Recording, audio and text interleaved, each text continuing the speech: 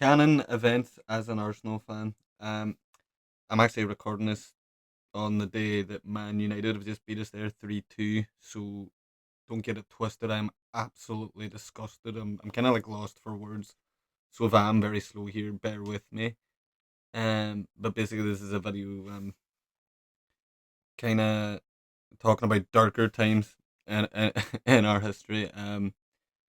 Like don't get it twisted. There's a lot of Arsenal fans after that result kind of nervous that we're once again battling it, and there's on the flip side there's rival fans that are kind of worried that we might do it, and they think that we'll be absolutely unbearable. Now don't get me wrong, I'm fairly modest. If it happens, I'll be buzzing absolutely. But yeah, there will be ones that are very difficult to listen to.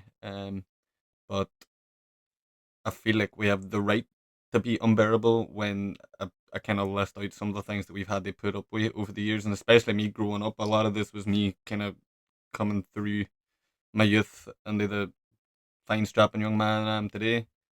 But as I say, bear with me. I'm gonna be very slow here today. I'm just deflated, and all my notes are over here. So if I keep glaring over here, that's why I'm kind of putting effort in, but I'm absolutely exhausted emotionally. But yeah, let's get into it. The first one that just typical, more recent, even though it's not that recent. Now you're talking about 5 years ago, but COVID era Arsenal. Oh, you see the compilations on TikTok and on YouTube of it. It actually has something to behold. The likes of Kieran Tierney tripping over himself, David Luiz just giving out red cards for fun. Um, yeah, and there's that famous graphic, obviously, that's gone a bit viral now that we're doing a lot better. Um, of Arteta's losing streak. Within that there was 7 losses, 2 draws, and a win, which, funnily enough, came against Man United at Old Trafford. Um, yeah, that was how he recovered from that is still to this day sensational, and it just shows you to stick by a manager now. If you genuinely, I hate the term, but trust the process, it can pay dividends. Hopefully. Um, Sorry, I'm so sad. I'm so sad. Bear with me. But yeah, COVID Arsenal was a thing to behold. You just had to be there. Um, I can look back at it now and laugh and be like, wow, we did come a long way. When you think it wasn't really that long ago, but then the more I deep it, like you think COVID, now it feels like a world ago. But at the same time, for me, I know just yesterday, but the football was dreadful. Oh, had there been fans in the stadium, Arteta probably wouldn't have lasted it. He was lucky there was no one in them at the time because that run that I'm talking about was horrendous. What are we next? Yeah, after that, the Carling Cup final, 2011. At this point, our last trophy before that was 2005. So we're in the middle of our trophy drought, and what's that? 6 years then without a trophy. And the Carling Cup, obviously, that's a trophy that always eluded Arsène Wenger. It's one he'd never won. We finally made it to the final. We're playing Birmingham City, who I'm pretty sure ended up getting relegated that season. They took the lead after 28 minutes. And you're thinking, wow, Jesus, long day. Arsenal do eventually get back into it in the second half. And then, yeah, an 89th minute winner decides it for Birmingham after a defensive mix up between the goalkeeper Chesney at the time and Lauren Koscielny. There's a little big mix up. Birmingham score and they go on to win the Carling Cup, and obviously our trophy drought continues as we know now till 2014, 3 years later. Um, but yeah, the fact that Birmingham ended up getting relegated that season and we finished another season with nothing, like this isn't the heart, like kind of entering that banter era where the Wenger out sign started appearing and all this crack. It all just got a bit toxic. And when you compare it to where we are now, like obviously we have our Arteta outers, but I think people forget just how heavy and a mass the Wenger out banners were, and that's for our most successful manager ever, by the way. I loved Arsene Wenger. It just shows you how quick a fan base can turn. But I feel like they were patient with Wenger, but yeah, that Carling Cup loss certainly didn't help anything or any matters for him, I'm afraid. Next after that, the 4-4 draw with Newcastle. Now, to this day, on since records began in the Premier League, we are the only side to throw away a 4-0 lead to draw the game 4-4.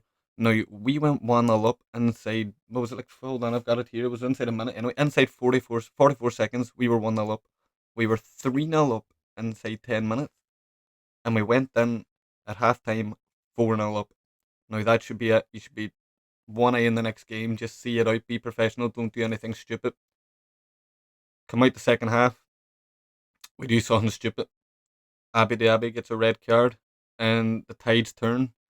And towards the end of the game, the late great Czech Tiote fires home an equaliser, and we draw the game 4-4. Sorry. Um, yeah, that was embarrassing. Absolutely embarrassing. Sorry if that picked up in the mic there. That swallow, that was rotten. But yeah, almost as rotten as that football. Like, you think 4 goals up, 45 minutes you have to defend that for, or even go and grab a fifth, but just don't do anything stupid. But no, that's exactly what they did, and they paid for it. Um, After that, let's see, where are we? Yeah, a fun one. One of the more recent ones again that I remember very clear because I was in the river and watching it, full of excitement, full of confidence, thinking we were going to get something out of the game. And that was the famous battered in Baku. Now this one stings for many reasons. Now Chelsea had already qualified for the Champions League. Okay, we had thrown that opportunity away. We had missed out on Champions League by a point, and if we had won that Europa League, that was our like backdoor entrance into the Champions League again. So we had everything to play for. Chelsea obviously was playing for a trophy, but we had, for me, more reason to go for it, more on the line regarding it, and there was just no fight at all. Obviously, Mkhitaryan didn't even board the plane, um, and everything that followed, like even Olivier Giroud, a player that we had sold to Chelsea, getting 2 goals, and the whole "thank you Arsenal" thing, why we were left in the mud. And I don't think Unai Emery ever recovered from that. I think in the following season, then that was just kind of like the beginning of the end for him. Um, but yeah, you're thinking as well, like Unai Emery in particular, a Europa League specialist. He had won multiple Europa Leagues throughout his career. His only Europa League loss, his only Europa League final loss is with Arsenal. In fact, a couple of years later, then he would come up against Mikel Arteta, knock Arsenal out of the Europa League with Villarreal, and Villarreal would go on. They won the Europa League. I think that was United in the final as well, wasn't it? Like it always comes back to United. um, but yeah, it's just insane. It's just like a blemish on his record as well. But we had it all to play for, and we threw it away. And deservedly lost the game 4-1. Probably a scoreline that flattered us as well. Um, ah, Sticking with Chelsea. We're talking Arsène Wenger's 1000th game. Yeah, that match was a circus. We're celebrating this man, as I mentioned earlier, the greatest manager in our history. He's celebrating 1000 games in charge of Arsenal. We rock up to Stamford Bridge to play Chelsea, and we get absolutely turned over and spanked 6-0. That was actually the the kind of funny moment as well, where Kieran Gibbs gets sent off when it should have really been Oxlade Chamberlain, and the referee mixed that up um, for a handball and a red card. That just kind of sums the whole match up. It was an absolute fucking circus. It was just a circus of a match. Um, I had more things to say on that. Where were we? Oh yeah. Mo Salah scored.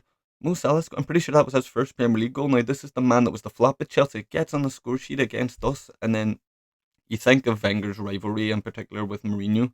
Like you have Chelsea, Arsenal is one thing, but like Wenger's rivalry with Mourinho, and that just getting absolutely tarnished on Wenger's end, and Mourinho calling him a specialist in failure was just hurt. Like you compare it to now when you like we get called bottle jobs every year. Now you think years ago, like when we people called us a banter club, like we didn't take it well. I didn't take it well personally at the time, but you look back, we really were bad.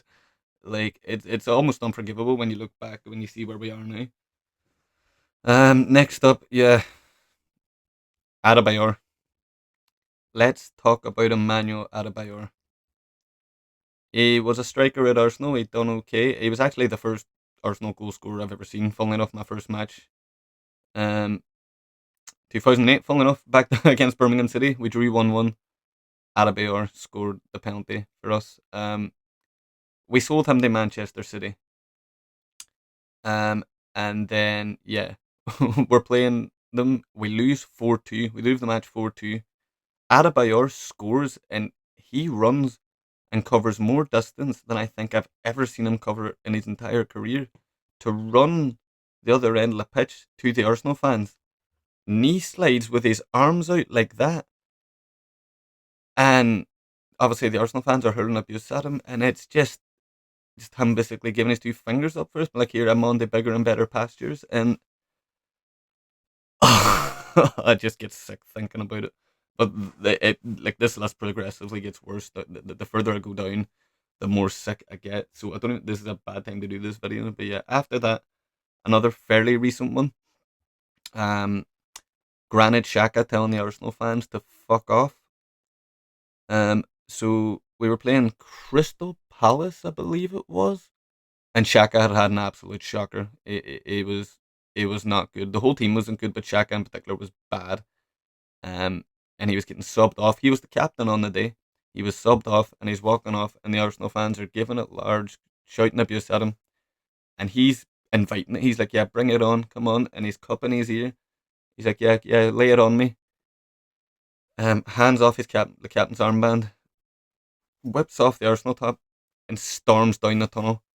Right there and then, I'm thinking, that's his Arsenal career done.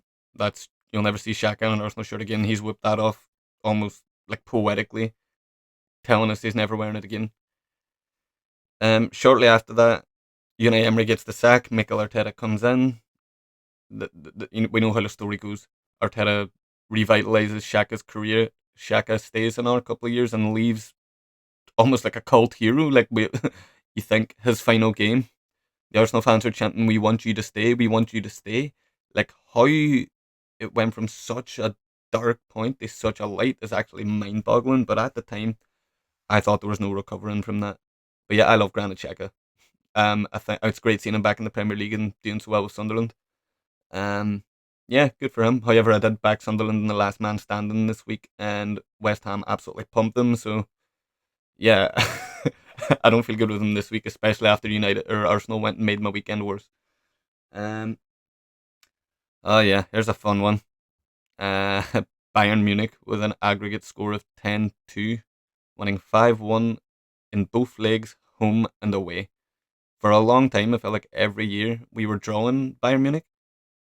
We would play well in the group stages, get out of the group stages, we would draw Bayern Munich, get pumped by Bayern Munich and get chucked out. But that seemed to be a recurring point. We'd always draw Bayern Munich, but 10-2, 5-1 away is one. Away from home is one thing that's bad. Losing 5-1 at home is unforgivable, and it just shows you how bad we were. And to be able to play Bayern Munich this season and actually get one over them and actually beat them convincingly. I know it wasn't a 5-1, it was 3-1. But even then it cured it like cured my childhood. It like injected it into my veins. It was like, yeah, come on, better things are coming. Um you can hear it in my voice. I'm a little bit more pessimistic about that now, but I'll be fine in the next couple of days. Oh yeah, and I've got two more to say, and both of them annoyingly I've include the opponents that have broke my heart today, and that's Manchester United. The first one, let's talk about it. 8-2. Manchester United 8, Arsenal Football Club 2. Oh, I think I was about 11 when I watched that, and I just couldn't believe what I was watching. um, yeah, like you think about at that stage, at that time, for a long time, it was Arsenal and United, the biggest rivalry in the league. You think Wenger, Fergie, you think fucking Roy Keane, Patrick Vieira. It was cinema, as the kids say. It was cinema. Um, but yeah, obviously, what approaching that match the years prior, like Fergie and United were kind of like asserting their dominance and kind of clearing away from Arsenal, and it was kind of Chelsea that were becoming the nearest challengers. And that match there was just kind of like the nail in the coffin of the end of that rivalry and how superior Alex Ferguson had become over Arsène Wenger. Ultimately, he kind of got the last laugh. And yeah, that stung. The team that you hate so much. I really do hate Manchester United. Like I can't put it into words. They make me sick. They make me ill. I'm sick and ill today because of today's result. But yeah, that one, like you think today's bad, like go back and watch Man United 8, Arsenal 2. If you're too young to not have seen that, because it is a travesty. Like it's men against boys. It's like you ever play at like lunchtime at school and you're playing like the I don't want to sound really bad, but like the science kids. It's like all the athletes. Like in PE, it's all the big rugby players and the footballers playing the academics, so to speak. That's what it was like. But there was no academic knowledge in that match. It was just pure and utter dung. But yeah, the last one hurts so much more, even though it's not a humiliating loss. It's not a slap in the face. It's not this. Not, it just disgusts me. It's giving Robin van Persie a guard of honor. Robin van Persie was supposed to be the man that led us back to the promised land, led us back to the top of the mountain. It was we were basically a one man club for about 2 or 3 years. He was carrying us, in fairness. Um, and I guess he had ambition, and the club didn't. But what I couldn't forgive, if you're gonna sell him. Do not sell him to Manchester United, because he went and done what he done for us, only at a better team. He carried Man United to the Premier League title, and he had to rock up. They play Arsenal, and we have to stand there and applaud this snake, this scumbag, this sad excuse of a footballer. I idolized Van Persie as a child. For me, like by a society, still probably one of the most clinical strikers the league's ever seen, and I'm man enough to admit that. But he's got the footballing legacy of dirt, of like a big fresh shit. Uh, Thinking about that now, that stings the most. So if you are an Arsenal fan, I hope this video has made you feel better. I know it's certainly made me feel worse. Like I thought it would be therapeutic and I thought it would help. It hasn't. Now I'm just doubly depressed, thinking about United just breaking my heart all the time. Every time we ever, like even beating our home record today, you think back to the 49 games undefeated. Every time there's a record that we're holding, it's always Man United that rock up and just have to fucking ruin the party. And I'm sick of it. But yeah, if we do win the league, all I'll say is that just remember all those low points and remember that it all came to this moment. And if we don't win the league, then find another sport, because that's what I'll be doing. I can't do this anymore. But if you don't support Arsenal as well, I hope you've had a good laugh. I'm sure you've enjoyed this video. If you're a United fan, I'm sure you've had a wonderful time. Um, but yeah, if you've enjoyed it in any capacity, it would mean the world. Subscribe. Never miss another video. We upload daily. I upload daily. I can't speak. I'm so angry. But yeah, see you in the next one. Thanks for watching.